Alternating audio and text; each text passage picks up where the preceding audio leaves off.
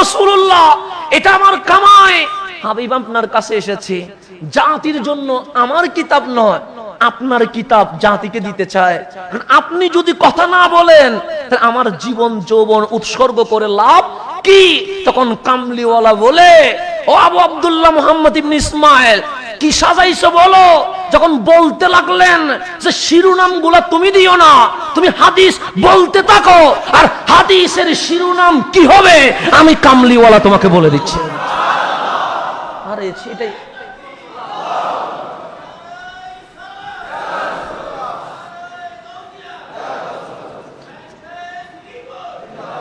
একটু জিনিস ভেবে দেখেন, ওই ইখলাসটা এখন আর নাই, ওই মুহাব্বতটা এখন আর নাই। আমার দোষে নাই, আমার দোষে, দোষ অন্য কারো নয়, দোষ কার? আমার ব্যক্তির, আমার দোষ, আমার দোষে ওই ইখলাস নাই। রসুল কথা বলবে না, এটা কেমনে হইতে পারে? রসুল দেখা দিবে না, এটা কেমনে হতে পারে? রসুল আমার স্বপ্নে আসবে না, এটা কেমনে হতে পারে? আমি এদিন একজন হাদিসে বুখারীর সবক দিবে, মানে উনি মাদ্রাসায় কি দিবেন, হাদিসে বুখারীর সবক দিবেন, প্রথম পৃষ্ঠা পড়াবেন। তো পড়ানোর সময় উনি বলছেন বুখারী পড়ে শুরু করব। উনি বড় অবশ্য আলেম, উনি বলছেন বুখারী পড়ে শুরু করব, কিন্তু আগে আমাকে উত্তর দাও। তোমরা যেহেতু বুখারী শরীফ আজকে পড়বা, নিশ্চয়ই এর আগে অনেক ক্লাস কি করেছো, শেষ করেছো। প্রথম শ্রেণীতে আর বুখারী দেয় না, বাল্য শিক্ষাকে কি বুখারী দেয়? বুখারী দেয় কোথায়?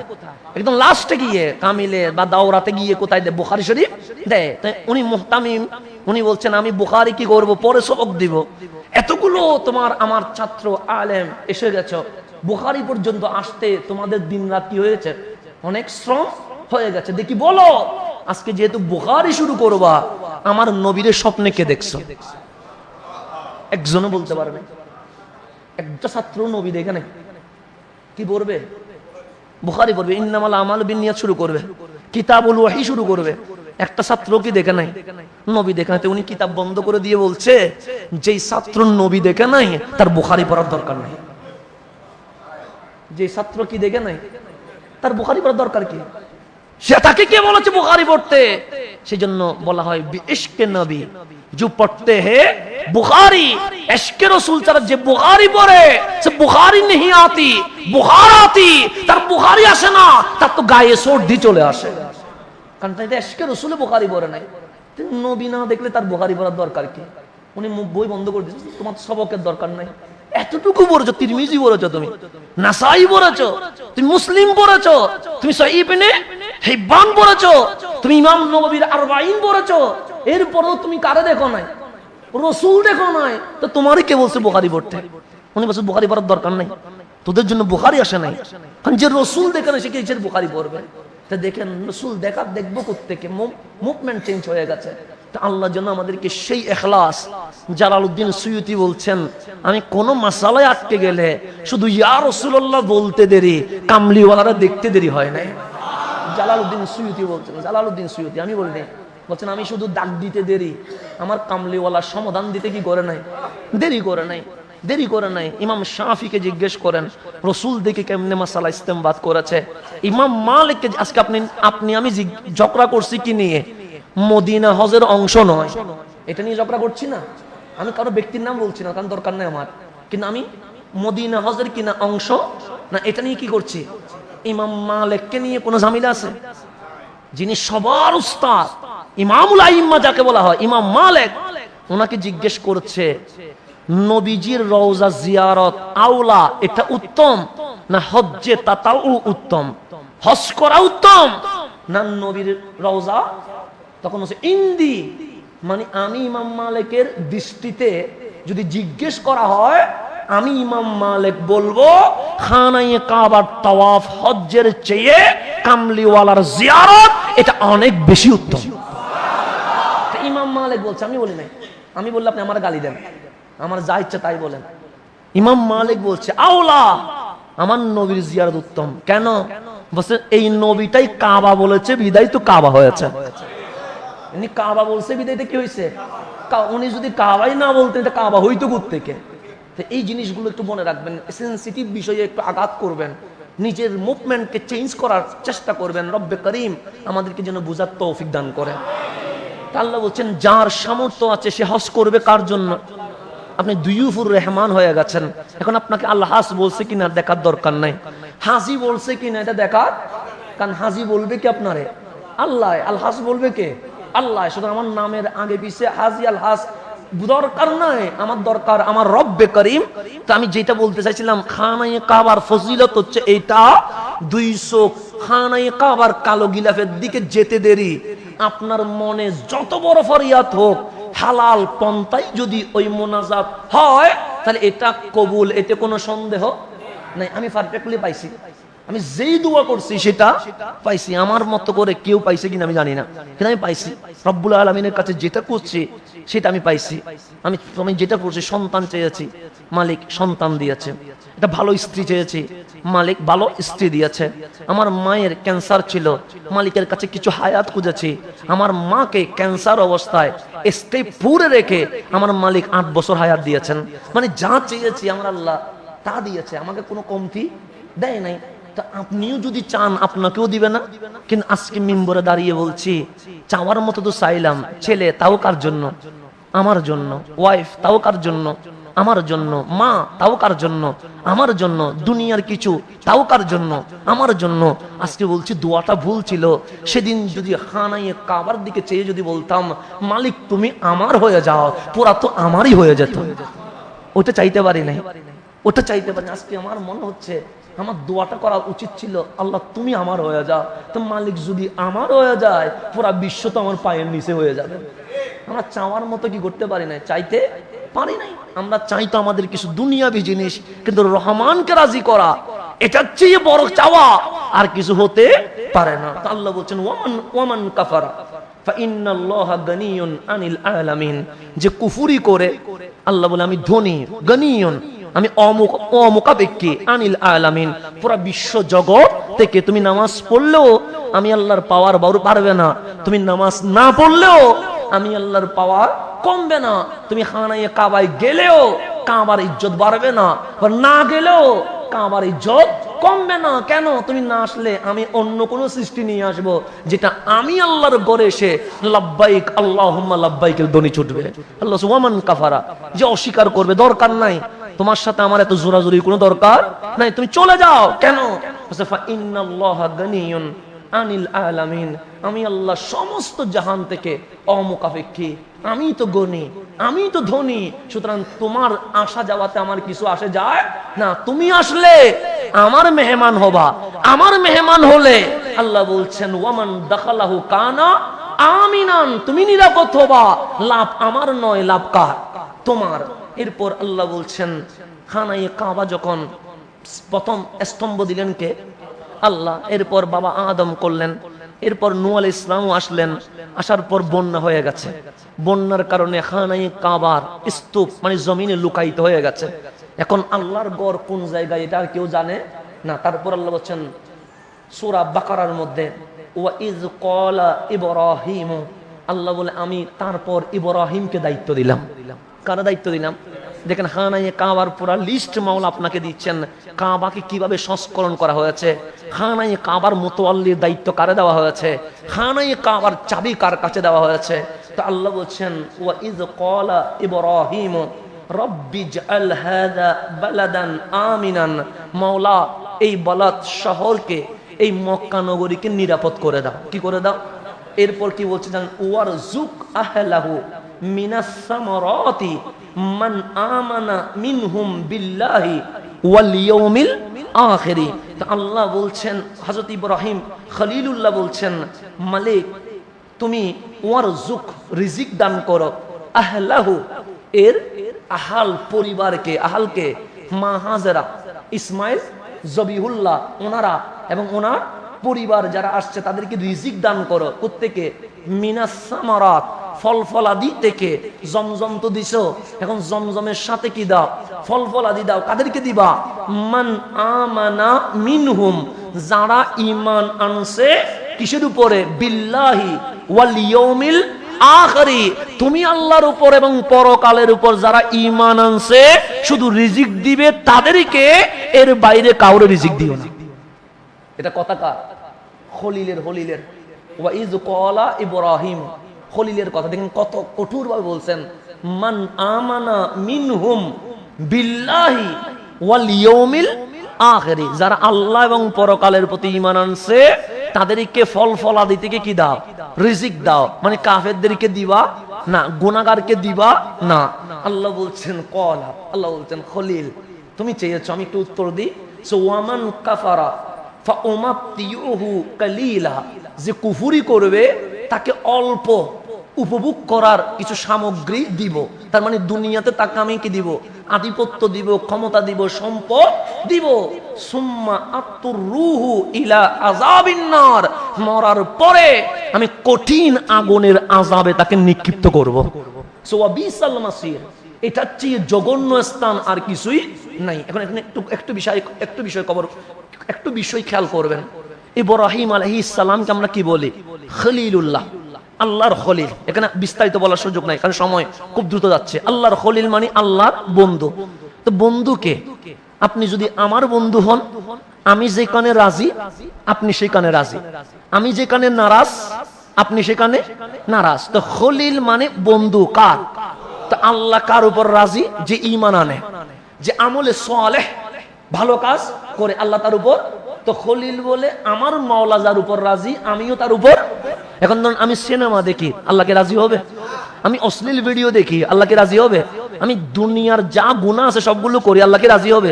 তো আল্লাহ যেখানে নারাজ, খলিল বলে আমি সেখানে নারাজ। তো খলিল আল্লাহর কাছে দোয়া করছেন, মালিক আমি আমার খলিলিয়তের বিনিময়ে, কিসের বিনিময়ে? একটা আছে আমি আপনার কাছে চাইছি, এটা হচ্ছে জাস্ট আমি আর আপনার মধ্যে মুসল্লি হিসেবে। একটা হচ্ছে আমি চাইছি মোহাব্বতের মধ্যে, চাওয়ার মধ্যে দাবির মধ্যে বেশ কম আছে না? নাই আছে। যেমন উনি বললেন আমি মসজিদের জন্য 50,000 টাকা দিব, আমি বললাম এটা মুসল্লি হিসেবে দিলেন, কিন্তু আপনি আমার দিকে তাকায় 1 লাখ দেন, তো দিতে বাধ্য হবে না? কারণ এটা কি চাইছি? এটা মোহাব্বতে চাইছি। তাহলে একটা মোহাব্বতে চাওয়া আর তো হচ্ছে আপনি দায়িত্ববোধ থেকে দেওয়া। তো খলিল বলে মালিক আমি খলিলিয়তের বিনিময়ে একটা জিনিস চাইবো, দিবানি। আল্লাহ বলে বন্ধুত্বের দাবি রাখছো? বলছে হ্যাঁ সেই দাবিটা রাখছি। চাও? বলছে আমার তো জান্নাত দিবা। তো আল্লাহ বলে এটা কোনো কথা বলছো? আমার খলিল রে যদি না দেই আমি জান্নাত বানাই কি করব? খলিলকে না দিলে আমি কারে দিব? আমার খলিলের এটার জন্য কোনো দোয়া করা লাগবে না। বলছে একটা বিনিময় চাইবো, খলিলিয়তের বিনিময়। চান? বলছে আমার উম্মতের মধ্যে শ্রেণী দুইটা, একটা ভালো আর একটা। আমি যদি বলি হাইয়া আলাস সালাহ, এটা দৌড় দিয়ে মসজিদে চলে আসে, আর একটা চায়ের দোকানে ঢুকি যায়। তাহলে কয়টা হইল? এরকম আছে না? নাই আছে। এখানে যখন আমাদের ইমাম নায়েব ইমাম যখন হাইয়া আলাস সালাহ বলবে, অনেকে দৌড় দিয়ে মসজিদে ঢুকবে, অনেকে আবার চায়ের দোকানেও ঢুকবে, আছে না?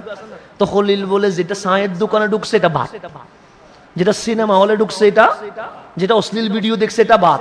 আমার উম্মতের মধ্যে যেগুলো গাদ্দার এগুলো বাদ, কিন্তু আমি হাইয়া আলাস সালাহ বলতে দেরি, যেগুলো আমার নকশে কদম অনুসরণ করে চলে এসেছে এগুলোর তো আমি বাদ দিতে পারবো না।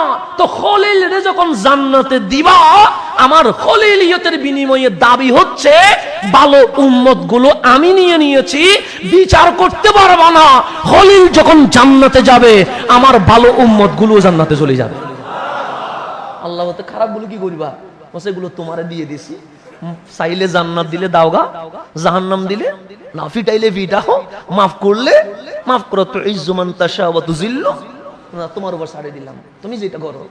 এটা হচ্ছে খলিলের, খলিলিয়তের দাবি। কিসের দাবি? খলিলিয়তের দাবি। হাবিব কাঁদছে কোথায়? মসজিদে নববীতে। তা আল্লাহ ডাক দিয়েছেন, কাঁদেন কেন? বলছে কাঁদি কেন সেটা বললে কি রাখবা নেই? আল্লাহ বলে খলিল রে খলিল বানায়া খলিলিয়তের দাবি দিয়া ওনার দাবি আদায় করতে পারছে। আপনি তো খলিল নয়, আপনি তো হাবিব, হাবিবিয়তের দাবি দিয়ে চান না।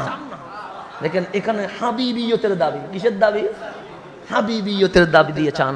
তাহলে ওখানে খলিল নিচ থেকে বলছে খলিলিয়তের দাবি দিয়ে চায়, দোয়াটা চান না। ওয়ারজুক আহলাহু মিনাস সামারাতি মান আমানা মিনহুম বিল্লাহি ওয়াল ইয়াউমিল, ভালোগুলারে দিবা, যে খারাপ গুলারে দুনিয়াতে দোয়া করে দিচ্ছে, রিজিক দিবে কারে? ভালোগুলো রে। গাদ্দার গুলারে দেওয়ার কোনো দরকার, নিমুখ হারাম গুলারে দেওয়ার দরকার নাই। দোয়াটা কেমন? খলিল বা আমি ভালোগুলো নিয়ে আছি, খারাপ গুলো তোমার জিম্মায় দিয়ে দিয়েছি। আর হাবিব কাঁদছে। মালিক বলে খলিল যখন খলিলিয়তের বিনিময় নিয়ে নিয়েছে, আপনি হাবিবিয়তের বিনিময় নিয়ে চাইতে তো পারেন। তখন হাবিব মাথা তুলে দিয়েছে, তুলে বলছেন মালিক হাবিবিয়তের বিনিময়ে চাইলে দিবানি, সে দিব না কেন? আরে জমিন ও জামা तुम्हारे लिए, मकीन व मका तुम्हारे लिए, चुनी व चना तुम्हारे लिए, बने दो जहां तुम्हारे लिए। अरे হাবিব তো তারে কয়। খলিল বলে মালিক তুমি রাজি হয়ে যাও। আর মালিক বলছে ওয়ালা সৌফা ইউতিকা রাব্বুকা ফাতারদা। হাবিব বলছে, হাবিব তো তারে কয়। খলিল বলে মালিক তুমি রাজি হয়ে যাও। আর মালিক বলে হাবিব আপনি রাজি হয়ে যাও। এটাকে তো হাবিব বলে ফাতারদা, আপনাকে রাজি করবো আমি, চান। তখন বললেন মাওলা আমার উম্মতে আবু বকর আছে। আল্লাহ বলে বড় ভালো মানুষ। ওমর আছে, বড় ভালো মানুষ। ওসমান আছে, বড় ভালো মানুষ। আলী আছে, বড় ভালো মানুষ। রাদিয়াল্লাহু আনহুম, যাদের আমলনামা মাওলাকে ঠান্ডা করে দিবে। সিদ্দিকের আমলনামা মাওলারে কি করে দিবে? ফারুক, ওসমান ও আলী রাদিয়াল্লাহু তাআলা। আনসার আছে, মুহাজির আছে।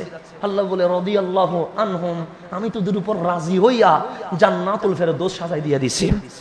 তা আল্লাহ বললেন, আল্লাহর হাবিব বলেন আমার ফাতেমা আছে, আমার হাসান আছে, আমার হুসাইন আছে। আল্লাহ বললেন ইউতাহহিরাকুম তাতহীরা, আরে জান্নাতের সরদারনি সরদার হিসেবে আমি তো ওনাদেরকে নির্বাচিত করে ফেলেছি। তা আপনার কিসের টেনশন? সাহাবীও নিরাপদে চলে গেছে, আমিনান আহলে বাইতও নিরাপদে। তো আল্লাহর হাবিব বলেন আমি তো ওদের জন্য কাঁদি নাই, তো কাদের জন্য? এই আমার মতো মানুষ হাইয়া আলাস সালাহ বললে চায়ের দোকানে চলে যায়। আপনাদের মতো মানুষ ইসলামের দিকে ডাকলে সিনেমা হলে চলে যায়। তা আল্লাহর হাবিব বলছেন মালিক ওরা তো চলে যাবে বিনা হিসেবে, কিন্তু আমার উম্মত যেগুলো গুনাহ করছে ওরা তো বুঝে নাই সূর্যের তাপ কেমন হবে। ওরা তো জানে না ইজা জুলজিলাতিল আরদ জিলজালাহা, জমিন কেমন করে কাঁপবে। ওরা তো বুঝে নাই আল কারিয়া তুমাল কারিয়া, বিকট শব্দ কিভাবে হবে। ওরা তো বুঝে নাই সূর্য নিচে নামে আসলে মগজগুলো কিভাবে সিদ্ধ হবে। ওরা তো বুঝে নাই মাটি যখন তামা হয়ে যাবে ওদের পা কিরকম করে গরম হবে। ওরা বুঝে নাই আমার উম্মতে ভালোও আছে খারাপও আছে। ভালোগুলারে তোমারে দিয়ে দিলাম, খারাপগুলা আমি নিয়ে নিলাম। আপনার নবী খারাপগুলা আমারে দিয়ে দাও, আমারে দিয়ে দাও, আমারে দিয়ে দাও। তো আল্লাহ বলে তাহলে বিচার করবো কিভাবে? কারণ ভালোগুলো তো আমারে দিয়ে দিয়েছেন, এগুলো তো কোনো বিচার নাই, জান্নাতে চলে যাবে। তো খারাপগুলো যদি আপনি নিয়ে নেন হিসাব করবো কিভাবে? তখন হাবিব বলে হাবিবের উম্মতের বিচার করবে, এটা কি হয়? তুমি হাবিবের উম্মতের বিচার করবে, এটা কি হয়? হাবিবিয়ত কারে বলে? যিনি উম্মতরে বাদ দিতে রাজি হয় নাই, আমারে দিয়ে দেন। খলিল বলে ভালোগুলো আমি রাখলাম, খারাপগুলো তোমারে দিয়ে দিলাম। আর হাবিব বলে আমার আবু বকর আমার জন্য সব দিয়ে দিয়েছে, আমার ওমর ওসমান ও আলী আনসার ও মুহাজির নিজের গর্দান দিয়ে দিয়েছে, আমার হুসাইন কারবালায় নিজের গর্দান শহীদ করে দিয়েছে। ভালো গোলারে তোমারে দিয়ে দিলাম, খারাপ গোলারে আমি নিয়ে নিলাম। কেন? রহমতুল লিল আলামিনের রহমতের চাঁদরে আবৃত করে গুনাহগুলো গোপন রেখে আমি নবী তাদেরকে জান্নাতের মধ্যে নিয়ে যাব। তাহলে আপনি একটু খেয়াল করে দেখবেন আল্লাহর খলিল বলছেন যারা ভালো ওদেরকে রিজিক দিবা, যারা ভালো নয় ওদেরকে রিজিক দেওয়ার দরকার নাই। আজকে যে আমি কাবাতুল্লাহর ফজিলত বলছি, মাকাম ইব্রাহিমের ফজিলত, হাজারে আসওয়াদের ফজিলত, আরাফার ফজিলত, মিনা মুজদালিফার ফজিলত, এগুলো সবগুলো হাদিস থেকে বলছি। কোত্থেকে বলছি? হাদিস থেকে। আল্লাহ রসুল যেটা যেটা বলেছে, আরাফায় অবস্থান করতে হবে, অবস্থান করতে হবে। মিনা মুজদালিফায় বসতে হবে, বসতে হবে। সাফা মারওয়া সাই করতে হবে, সাই করতে হবে। 7 বার চক্কর দিয়ে লাব্বাইক আল্লাহুম্মা লাব্বাইক বলতে হবে, বলতে হবে। এগুলো সবগুলো কি দিয়ে? হাদিস দিয়ে। তা আমার নবী চাইলে বলতে পারতেন না আরাফায় যেভাবে অবস্থান করতে হয়, খানায়ে কাবা যেভাবে তাওয়াফ করতে হয়, আমি নবীর মদিনার রওজাও সেভাবে জিয়ারত করতে হবে, এটা চাইলে বলতে পারতেন না। কিন্তু বলেন নাই, হজের অংশ বানান নাই। কেন? আমার নবী চেয়েছেন যে উম্মত গুলারে আমি ছাড়ি নাই। আরে বলতে হবে কেন? দেখি না আমার উম্মত আসে কিনা। আমার উম্মত আসে কিনা আমি দেখি, আমি দেখবো। সেই জন্য রসুল কিছুই বলে নাই। আর আল্লাহ তো জানে এই রসুল মদিনায় আসতে বলবে না, এই রসুল রওজায় আসতে বলবে না। কেন? উম্মতরে বড় ভালোবাসে, উম্মতের কষ্ট হইলে এই নবী বলবে না। তো আল্লাহ বলছে আমার হাবিব হাদিস দিয়ে হজের রুকন দিয়েছে, আমি কোরআন দিয়ে রওজার রুকন দিচ্ছি। ওয়ালাউ আন্নাহুম ইজ্জালামু আনফুসাহুম জাউকা জাউকা। হাবিব যদি উম্মত নিজেদের গুনাহগার মনে করে গুনাহ যদি মাফ করাইতে চায়, কাবাই নয়, কাবার কাবা কামলিওয়ালার কদমে চলে আসতে বলেন।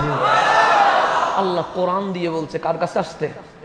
নবীর কোরআন দিয়ে বলছে। আপনি কি নিয়ে ঝামেলা করেন? আমার হাবিব বলে নাই? দেখতেছেন উম্মত গুলো কেমন। উম্মত যে উম্মতরে আমি সারি নাই, যে উম্মতের জন্য আমি পা ফুলাইয়া ফেলছি, যে উম্মতের জন্য আমি পিঠে পাথর মারা খেয়েছি, যে উম্মতের জন্য আমার পিঠের উপর উঠের উপরই তুলে দিয়েছে, এই উম্মত কি ফতোয়া দেয় আমি দেখবো। সেই জন্য আমার নবী বলে নাই রওজায় জিয়ারত করা হজের রুকন, বলে নাই। বলে নাই কেন? চাচ্ছে যে উম্মতরে আমি সারি নাই, এই উম্মত আমার ছেড়ে দেয় কিনা আমি একটু দেখবো।